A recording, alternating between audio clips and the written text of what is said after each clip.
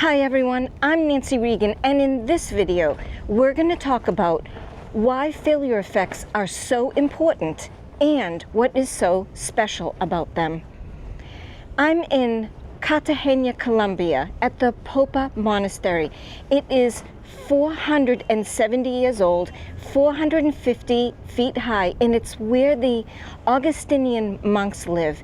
They wanted a place where they could live that was safe and that was very special. And that's what reminds me about reliability-centered maintenance, and especially failure effects. Writing failure effects is the fourth step in the RCM process.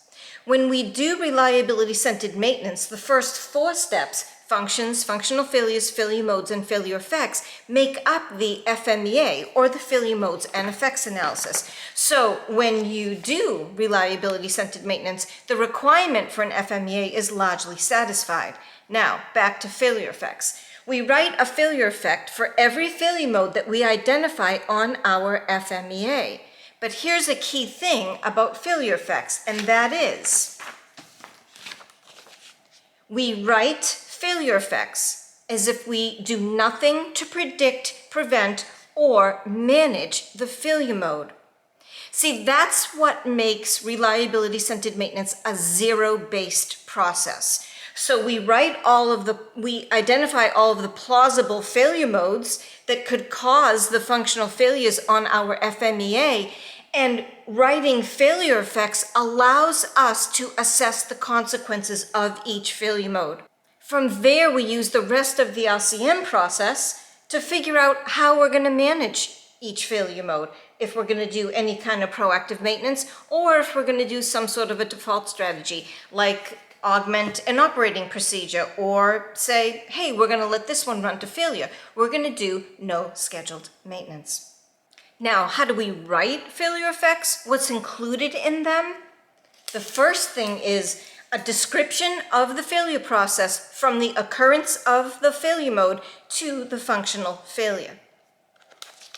We also include physical evidence of the failure, and that could be all kinds of things. It could be like a warning light, it could be an alarm, it could be noise that we hear, it could be that the machine shuts down, all of that. The next criteria is how it adversely affects safety or the environment. Could someone be injured or killed?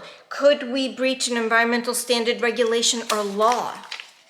The next one is how it affects operational capability, right? How does it affect the downstream process? How does it affect our production goals? If we're in a military environment, how does it affect the mission?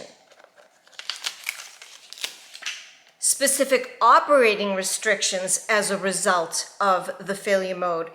You know, a common one that most of us have unfortunately experienced is like when we fly and you hear an announcement made like, ladies and gentlemen, our flight is going to be delayed while we get a new flight crew because the current flight crew has timed out, meaning they can only fly for so long before they get so long of a rest. So in that case, it's not even like a physical failure with respect to the machine, it's a specific operating restriction.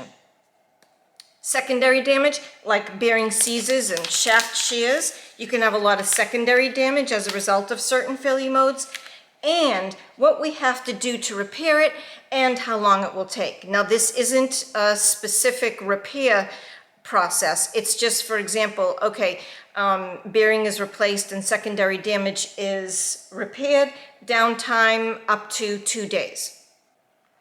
And one of the biggest reasons why we write failure effects is because they allow us to assess the consequences of each failure mode or multiple failure. Now, who's in the best position to write failure effects? Of course, our group of equipment experts, our working group, and that's why I only advocate a facilitated working group approach to reliability-centered maintenance. I'm Nancy Regan. Thank you for watching.